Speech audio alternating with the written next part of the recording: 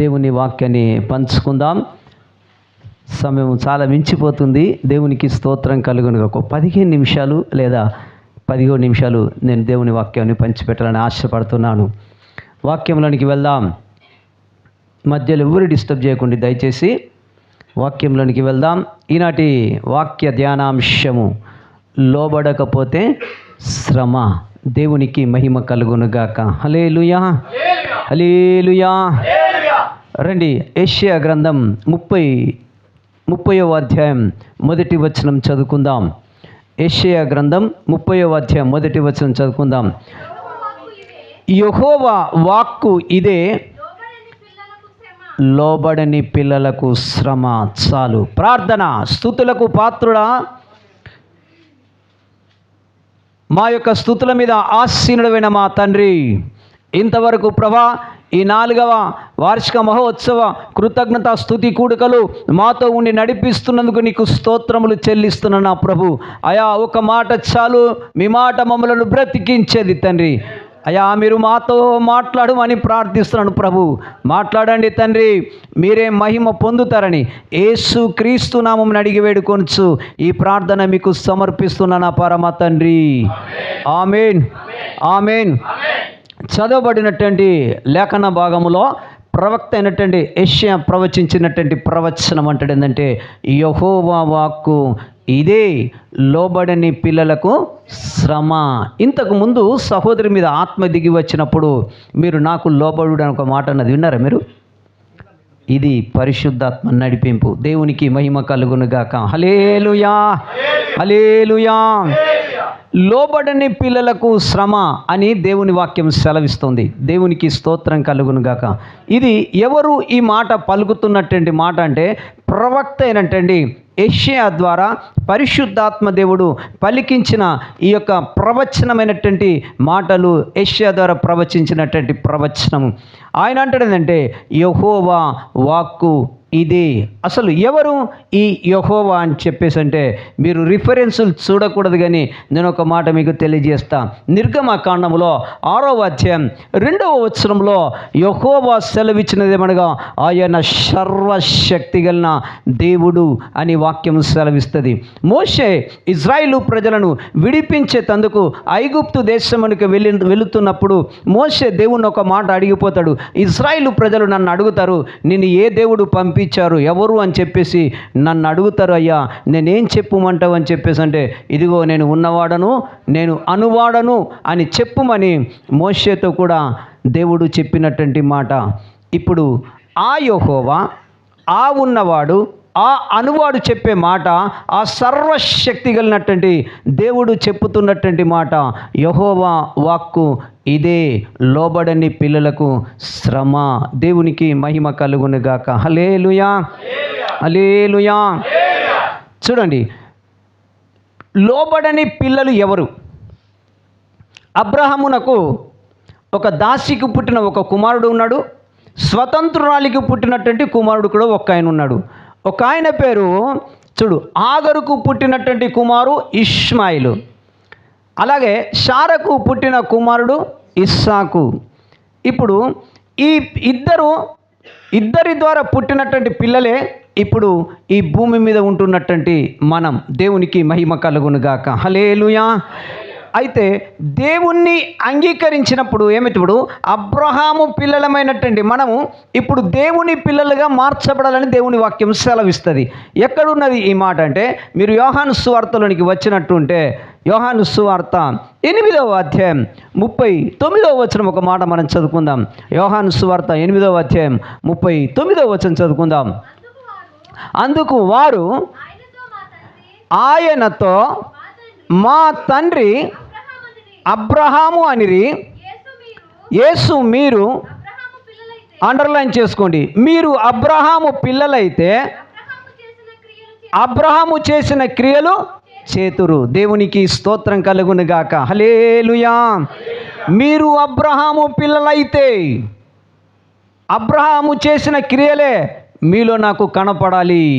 కాబట్టి లోబడని పిల్లలకు శ్రమ. అబ్రహాము పిల్లలని చెప్తా ఉన్నారు మీరు, కానీ నా మాటకు మీరు లోబడుతున్నారా? అయితే అబ్రహాము పిల్లలమైతే అబ్రహాము లోబడ్డ విషయం మనం మొట్టమొదటి తెలుసుకోవాలి. హెబ్రీయులకు రాసిన పత్రిక 11వ అధ్యాయం తెరవండి. హెబ్రీయులకు రాసిన పత్రిక 11వ అధ్యాయం 8వ వచనం చదువుకుందాం. హెబ్రీయులకు రాసిన పత్రిక 11వ అధ్యాయం 8వ వచనం. అబ్రహాము పిలువబడినప్పుడు విశ్వాసమును బట్టి, అండర్లైన్ చేసుకోండి, ఆ పిలుపునకు లోబడి. చాలు. అబ్రహామును దేవుడు పిలిచినప్పుడు ఆ పిలుపునకు అతడు లోబడెను అని వాక్యము సెలవిచ్చింది. ఇప్పుడు అబ్రహాము పిల్లలమైన మనము దేవుని మాటకు లోబడాలన్నట. లోబడకపోతే మీకు శ్రమ అని వాక్యం సెలవిస్తుంది. గలతీయులకు రాసినటువంటి పత్రిక 4వ అధ్యాయం 22, 23వ వచనం చదువుకుందాం. గలతీయులకు రాసినటువంటి పత్రిక 4వ అధ్యాయం 22వ వచనము. దాసి వలన ఒకడును స్వతంత్రురాలి వలన ఒకడు, ఇద్దరు కుమారులు అబ్రహామునకు కలిగిరని వ్రాయబడి ఉన్నది కదా. అయినను దాసి వలన పుట్టినవాడు శరీర ప్రకారము పుట్టెను, స్వతంత్రురాలి వలన పుట్టినవాడు వాగ్దానమును బట్టి పుట్టెను. హల్లెలూయా. అబ్రాహాముకు పుట్టినటువంటి సంతానము ఒకటి హాగరుకు పుట్టినవాడు, రెండవది స్వతంత్రాలికి పుట్టినవాడు అని దేవుని వాక్యం సెలవిచ్చింది. ఇప్పుడు అబ్రహాము పిల్లలైనటువంటి మనము వాక్యము సెలవిచ్చింది. ఇప్పుడు దేవుని మాటకు లోబడాలి. ఇది ఎవరు లోబడాలి? ఎవరు ఈ అబ్రహాము పిల్లలు? అబ్రహాము పిల్లలు ఆగరుకు పుట్టిన పిల్లలు కూడా ఉన్నారు. ఇప్పుడు శారాకు పుట్టిన పిల్లలు కూడా ఉన్నారు. ఇప్పుడు వారు అబ్రహాము పిల్లలైతే దేవుని పిల్లలు ఎవరు? యోహాను రాసినటువంటి సువార్త 1వ అధ్యాయం. రండి త్వరగా నేను చెప్పుకుంటూ పోతా. యోహాను సువార్త 1వ అధ్యాయం 12, 13వ వచనం చదువుకుందాం. చూడండి, ఈ మాట మీరు అండర్లైన్ చేసుకోండి. తాను ఎందరు అంగీకరించిరో వారికందరికీ, అనగా తన నామమునందు విశ్వాసముంచిన వారికి, అండర్లైన్ చేసుకోండి, వారు దేవుని పిల్లలగుటకు ఆయన అధికారము అనుగ్రహించను. గట్టిగా చప్పట్లు కొట్టి దేవుని ఘనపరచుదాం. హల్లెలూయా. అబ్రహాము పిల్లలే, కానీ అబ్రహాము పిల్లలట ఎంతమంది అయితే దేవునిని అంగీకరించిరి, అనగా ఆయన నామమున మారు మనస్సు పొందుకొని నీటి మూలముగా బాప్తిసం పొందుకున్నటువంటి బిడ్డలు ఎందరైతే ఆయనను అంగీకరించిరో వారు దేవుని పిల్లలు అనబడుదురని వాక్యము సెలవిచ్చింది. మొదటిగా అబ్రహాము పిల్లల మనమైతే అబ్రహాము పిల్లలమైన మనకు సున్నతి కావాలని ఆది కాండములో దేవుని వాక్యం సెలవిస్తుంది. నిర్గమ కాండములో సున్నతి గురించి చెప్పాడు. ఇప్పుడు వచ్చేసరికి నీటి మూలముగా బాప్తిసం పొందుకోవాలని వాక్యం సెలవిచ్చింది. అబ్రహాము పిల్లలమైన మనము తప్పకుండా బాప్తిసం పొందుకోవాలని వాక్యం సెలవిస్తుంది. బాప్తిసం పొందుకున్న మనము దేవుని పిల్లలము అనబడదమని వాక్యము సెలవిచ్చింది. ఎందుకనగా నీటి మూలముగా బాప్తిసం పొందుకున్నప్పుడు ప్రభు యొక్క రక్తం మన యొక్క నొసళ్ళ మీద లిఖించబడుతుందని దేవుని వాక్యము సెలవిస్తుంది. కాబట్టి ఆయన పిల్లలుగా ముద్రించబడినటువంటి మిమ్ములను బట్టి నా దేవుడు ఈ సాయంకాల సమయంలో మాట్లాడుతున్నటువంటి మాట, యెహోవా వాక్కు ఇదే, లోబడని పిల్లలకు శ్రమ. హల్లెలూయా, హల్లెలూయా. లూకా సువార్త 8వ అధ్యాయం, లూకా సువార్త 8వ అధ్యాయం 25వ వచనం చదువుకుందాం. లూకా సువార్త 8వ అధ్యాయం. అప్పుడు ఆయన, మీ విశ్వాసం ఎక్కడని వారితో అనెను. వారు భయపడి ఈయన గాలికిని నీటికిని ఆజ్ఞాపింపగా, అండర్లైన్ చేసుకోండి, నీళ్లు గాలి ఆజ్ఞాపించగా అవి లోబడుచున్నవని వాక్యం సెలవిచ్చింది. ఈయన ఎవరు అని ఒకనితో ఒకడు చెప్పుకొనిరి. చూడండి, ప్రభునందు ప్రియమైనటువంటి దేవుని బిడ్డలారా, గాలికట, తుఫానుకు, నీళ్లకు యేసు ప్రభుల వారు ఆజ్ఞాపించగా అవి ఏమైపోయినంటే అవి రెండు కూడా లోబడెను అని వాక్యం సెలవిచ్చింది. సృష్టిలో సృష్టికర్త ఆజ్ఞాపించగా అవి లోబడినాయని వాక్యం సెలవిచ్చింది. ఈరోజు మానవులమైన మనం దేవుని మాటకు లోబడుతున్నామా? సృష్టిలో సృష్టికర్త సృష్టిని నిర్మించినట్టే మనుష్యులను కూడా నిర్మించినట్టు వాక్యము సెలవిస్తుంది. ఇప్పుడు మనుష్యులమైన మనము కూడా యెహోవా వాక్కు ఇదే కాబట్టి లోబడని పిల్లలకు శ్రమ, లోబడని పిల్లలకు శ్రమ. 2 మాటలు నేను త్వరగా చూపిస్తాను. సామెతల గ్రంథం 23వ అధ్యాయం 29వ వచనం నుంచి చదువుకుందాం. సామెతల గ్రంథం 23వ అధ్యాయం 29వ వచనం. చూడండి, లోబడని పిల్లలకు శ్రమ అని వాక్యం సెలవిస్తుంది. ఎవరికి శ్రమ, ఎవరికి దుఃఖం, ఎవరికి జగడములు, ఎవరికి చింత, ఎవరికి హేతువు లేని గాయములు, ఎవరికి మంద దృష్టి, ద్రాక్షారసముతో ప్రొద్దు పుచ్చుకున్న వారికే కదా. కలిపిన ద్రాక్షారసము రుచి చూడ చేరు వారికే కదా. ద్రాక్షరసము మిక్కిలి ఎర్రబడగను, గిన్నెలో తలతలలాడుచుండును, త్రాగుటకు రుచిగా నుండగాను దాని వైపు చూడకము. పిమ్మట అది సర్పము వలె కరుచును, కట్లపాము వలె కాటువేయును. విపరీతమైనవి నీ కన్నులకు కనబడును, నువ్వు వెర్రి మాటలు పలుకుదువు. హల్లెలూయా. యెహోవా వాక్కు ఇదే, లోబడని పిల్లలకు శ్రమ అని వాక్యము సెలవిచ్చింది. ఎవరికి శ్రమ? వాక్యము సెలవిస్తుంది. సామెతల గ్రంథంలో చదువుకున్నాం కదా, 23, 29 నుంచి 31, 32 వచనములో ఎవరికి శ్రమ, ఎవరికి దుఃఖం, ఎవరికి జగడం, ఎవరికి చింత, ఎవరికి హేతువు లేని గాయములని వాక్యము సెలవిచ్చింది. ద్రాక్షారసం అనగా కలిపిన ద్రాక్షారసం అని వాక్యము సెలవిచ్చింది. కలిపిన ద్రాక్షారసము రుచి చూస్తున్నటువంటి ఎవరైతే ఉన్నారో అది గిన్నెలో ఎర్రగా తలతలలాడును, కానీ అది తాగిన తర్వాత నిన్ను కట్ల పాము వలె వేయునని వాక్యము సెలవిచ్చింది. చూడండి, శ్రమ. భార్య సంపాదించిన సొమ్ములో భర్త ఒకవేళ త్రాగుబోతైతే, భార్య సంపాదించిన సొమ్ముతో భార్య పైసలు కనుక ఇవ్వకపోతే భార్యను కొట్టిన రోజులు లేవా? భార్యను చంపిన రోజులు లేవా?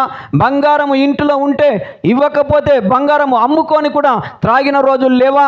ఎవరికి శ్రమ? ఇంటిలో శ్రమ. భార్య బాధపడుతుంది, అయ్యా ఉదయం లేచి రాత్రంతా కష్టపడి పని చేసుకొని వస్తే, అయ్యా ఈ దినం 4 పైసలు వస్తే పిల్లలను పోషించాలయ్యా, ఇవి కూడా నా ఇంటిలో లేకుండా నువ్వు త్రాగుడుకు పట్టుకొని పోతున్నావయ్యా, ఎందుకయ్యా నాకు ఈ శ్రమ?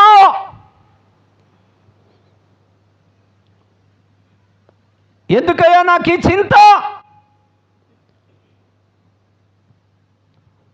ప్రొద్దున లేస్తే భార్య దుఃఖంతో ఉంటుంది. ఎవరికి దుఃఖం? త్రాగిన వారి వల్ల ఇంటిలో దుఃఖమని వాక్యం సెలవిచ్చింది. లోబడని పిల్లలకు శ్రమ. యేసు ప్రభువే నిజమైన దేవుడని అంగీకరించిన తర్వాత మందుకు బానిసై లోకమనే ఆ స్నేహాలతో తూగుతూ త్రాగుతూ ప్రభువుకు ఎంతగా దూరం అవుతున్నావో తెలుసా? నా మందిరము సమస్త జనులకు ప్రార్థనా మందిరం, హృదయం అనే మందిరాన్ని పాడు చేస్తూ ఉన్నావు. పెదవుల మీద ప్రభువాక్యం సెలవిస్తుంది, నా పెదవులతో నిన్ను స్తుతించెదను, నా నాలుకతో నిన్ను స్తుతించెదను అని వాక్యం సెలవిస్తే, దేవుణ్ణి స్తుతించాల్సిన నీవు, దేవుని ఆరాధించాల్సిన నీవు, దేవుని మందిరానికి వచ్చి ఆయన రక్తములో కడగబడినటువంటి నీవు లోబడని పిల్లలకు శ్రమ అని వాక్యం సెలవిస్తుంది. అది త్రాగుతేనట ఒకవైపున ఎడమ చేయితో ఒక్క బాటల్లో పడుతున్నావు, కుడి చేయిన వచ్చి ఈ ప్రభు బల్లలో చేయి పెట్టి ఇక్కడ కూడా నువ్వు ద్రాక్షారసం త్రాగుతూ ఉన్నావు. బైబిల్ సెలవిస్తుంది, ప్రియ దేవుని బిడ్డ, ఎవరికయ్యా శ్రమ అంటే లోబడని పిల్లలకే శ్రమ అని వాక్యము సెలవిస్తుంది. హల్లెలూయా. లోబడు. అబ్రహాము లోబడనని వాక్యం సెలవిచ్చింది. సృష్టి అంతా లోబడనని వాక్యం సెలవిచ్చింది. అబ్రాహాము పిల్లలమని చెప్పుతున్నారే, అబ్రాహాములో ఉన్న క్రియ ఒక్కటి కూడా మీలో నాకు కనపడతలేదని యోహాను సువార్త 8వ అధ్యాయంలో చెప్పాడు కదా యేసు ప్రభుల వారు. ఎందరైతే అబ్రాహాము పిల్లలు యేసును అంగీకరించిరో వారు నాకు పిల్లలగుతారని దేవుని వాక్యం సెలవిచ్చింది. ఆయన పిల్లలమైన మనం, ఆయన రక్తంలో కడబడినటువంటి మనం, ఆయన రక్తంలో శుద్ధీకరించబడినటువంటి మనం, బిడ్డా అది గిన్నెలో ఎర్రగా తలతలలాడును, దాని వైపు చూడకుమో. చాలామంది దేవుని పిల్లలు దేవుని వాక్యమును అంగీకరించి ఆయన రక్తములో కడగబడి కూడా ఈ రోజుకు విచ్చలవిడిగా త్రాగుతూ శ్రమను ఎదుర్కొంటా ఉన్నారు. ఎలాంటి శ్రమ తెలుసా? ఇదిగో అది త్రాగిన తర్వాత నిన్ను కట్ల పాము వలె కాటు వేయనని వాక్యము సెలవిచ్చింది. మరి త్రాగుబోతులు ఎక్కడ ఉంటారో రండి, ఆ మాట కూడా మనం చదువుకుందాం. కొరింథీయులకు రాసినటువంటి మొదటి పత్రిక 10వ అధ్యాయం 6వ అధ్యాయం 10వ వచనం చదువుకుందాం. 6వ అధ్యాయం 10వ వచనం, కొరింథీయులకు రాసిన మొదటి పత్రిక 6వ అధ్యాయం 10వ వచనం. కొరింథీయులకు రాసిన మొదటి పత్రిక 6:10. దొంగలైనను లోబులైనను, అండర్లైన్ చేసుకోండి, త్రాగుబోతులైనను, దూషకులైనను, దోచుకొని వారైనను, అబ్బా, దేవుని రాజ్యానికి వారసులు కారు. నా పిల్లలని మీరు చెప్పుకుంటున్నారు, నా రక్తములో కడగబడిన చెప్పుకుంటున్నారు, ఎందుకు నా మాటకు మీరు లోబడతలేరు? మీ తండ్రి అయిన అబ్రాము అలా చేయలేడే, మీ తండ్రి అయిన అబ్రాము లోబడ్డాడే. లోబడని పిల్లలకు శ్రమ అనగా నువ్వు బల్లలో చేయి పెడుతున్నావు, ఇక్కడ ఇంటికి వచ్చిన తర్వాత బాటల మీద కూడా చేయి పెడుతున్నావు. అది త్రాగిన వారికట పరలోక రాజ్యము లేదని వాక్యము సెలవిచ్చింది. ఆ దినము శ్రమ, నువ్వు ఎత్తబడకపోతే, నువ్వు విడవబడితే ఆ దినము శ్రమ అని దేవుని వాక్యము సెలవిచ్చింది. ఇదే మాట ఇంకొక మాట చదువు. కొరింథీయులకు రాసిన మొదటి పత్రిక 10వ అధ్యాయం 21, 22వ వచనం కూడా చదువుకుందాం. అండర్లైన్ చేసుకోండి. మీరు ప్రభువు పాత్రలోనిది, దయ్యముల పాత్రలోనిది కూడా త్రాగనేరరు. ప్రభువు బల్ల మీద ఉన్న, చూడండి, రెండున్నయట. ప్రభువు బల్ల మీద ద్రాక్షారసం ఉంది, దయ్యము బల్ల మీద ఆ కలిపిన ద్రాక్షారసం ఉంది. ఎడమ చేత ద్రాక్షారసం కలిపిన ద్రాక్షారసం ఎత్తుతున్నావు, కుడి చేయితోని ఇదిగో నా ప్రభువైన యేసు క్రీస్తుల వారు కల్వరి శిలువలో కార్చిన రక్తాన్ని కూడా తీసి పట్టుకుంటున్నావు. రెండు త్రాగుతున్నవే. త్రాగుబోతులకు శ్రమ, త్రాగుబోతులకు పరలోక రాజ్యం లేదని వాక్యం సెలవిస్తుంది. ఎవరికి శ్రమ? లోబడని పిల్లలకే శ్రమ. ప్రియ దేవుని బిడ్డ, ఈరోజు రాత్రి 8 అయితే చాలు, 8 PM రెడీగా ఉంటుంది ఒక బ్రాండ్. ఉదయం 8 అయితే చాలు, ఆదివారం ఉదయం ఆరాధన, ఈరోజు బల్ల ఆరాధన. ఆడ రాత్రి 8 గంటలకు 8 PM పడుతున్నావు, ఉదయం 8 గంటలకైతే దేవుని మందిరానికి వచ్చి ద్రాక్షరసం పట్టుతా ఉన్నావు. ఏది సరి అయినది? ఏది దేవునికి ఇష్టమైనది? ఎక్కడ నువ్వు మారు మనస్సు పొందుకుంటేవి, దేవుని పిల్లనిగా నువ్వు అంగీకరించేందుకు ఆయన యాక్సెప్ట్ చేసినప్పుడు తిరిగి ఆయనకు కోపము పుట్టించుతున్న నీవు ఈ దినము నీవు నీకే పరీక్షించుకో. ఎవరికి శ్రమ, ఎవరికి జగడం, ఎవరికి దుఃఖం, ఎవరికి హేతువు లేని గాయములు, ఎవరికి చింత? ఆ ద్రాక్షారసంతో ప్రొద్దు పుచ్చుకున్న వాడికే. అది త్రాగిన తర్వాత నిన్ను కట్ల పాము వలె కాటు వేయనని వాక్యము సెలవిచ్చింది. అపవాదైనటువంటి సాతాను సర్పముతో పోల్చాడు నా దేవుడు. వాడే మరలా తాగుడుకు నిన్ను బానిస చేసి నిన్ను కట్ల పాము వలె వాడు కాటు వేస్తున్నాడని దేవుని వాక్యం సెలవిచ్చింది. లోబడతావా వాక్యానికి? లోబడు. లోబడకపోతే శ్రమ. ఇక రెండో విషయాన్ని కూడా నేను వస్తున్నాను. రండి, యెషయా గ్రంథం 29వ అధ్యాయం. యెషయా గ్రంథం 29వ అధ్యాయం 15వ వచనం చదువుకుందాము. 29:15. తమ ఆలోచనలు యెహోవాకు కనబడకుండా లోపల వాటిని మరుగు చేయ చూచు వారికి శ్రమ. అండర్లైన్ చేసుకోండి. మమ్మునెవరు చూచెదరు, మా పని ఎవరికి తెలియను అనుకొని చీకటిలో తమ క్రియలు జరిగించు వారికి శ్రమ. శ్రమ. లోబడని పిల్లలకు శ్రమ. సంగమా, దేవుని రాజ్యము త్వరలో రానయ్యుంది. ఆయన పిల్లలగుటకు అతడు అధికారం ఇచ్చితే ఈ అధికారాన్ని తుంగలో తొక్కి పడేస్తూ ఉన్నారు. లోబడని పిల్లలకు శ్రమ. దూర ప్రాంతం వచ్చావు, దుబాయ్ ప్రాంతం, భర్తను విడిచిపెట్టావు, భార్యను విడిచిపెట్టి వచ్చావు. లోపల తమ క్రియలు జరిగించు వారికి శ్రమ. ఎవరికయ్యా శ్రమ? ఎవరు చూస్తారు? భర్త లేడు చూసేవాడు, భార్య లేదు చూసేందుకు, తల్లిదండ్రులు లేరు చూసేందుకు. 4 గోడల మధ్యలో ఉన్నావని నువ్వు అనుకుంటున్నావు. ఆయన చూచుతున్న దేవుడని వాక్యం సెలవిచ్చింది. ఆయన చూచే దేవుడు. ప్రతిదీ కూడా ఒక్కరోజు నువ్వు లెక్క అప్పగించాల్సినటువంటి ఒక్క దినము వస్తుంది. తమ ఆలోచనలట ఎవరికి తెలవై అనుకుంటున్నారు. ప్రియ దేవుని బిడ్డ, భార్యను విడిచిపెట్టావు, భర్తని విడిచిపెట్టావు, పిల్లల్ని విడిచిపెట్టేచ్చావు, దేవుణ్ణి అంగీకరించావు, మరలా ఆయనను సిలువ వేస్తున్నావనే మాట నువ్వు మర్చిపోకూడదు. ఎవరికి శ్రమ?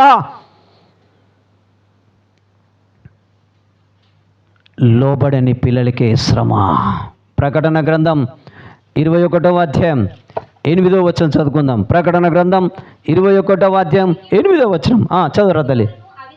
చూడు, పిరికి వారును, అవిశ్వాసులను, అసహ్యులను, నరహంతకులను, ఇది అండర్లైన్ చేసుకోండి, వ్యభిచారులను, మాంత్రికులను, విగ్రహారాధికులను, అబద్ధికులందరూ అగ్ని గంధకముతో అగ్నిగుండములో పాలు పొందుదురు.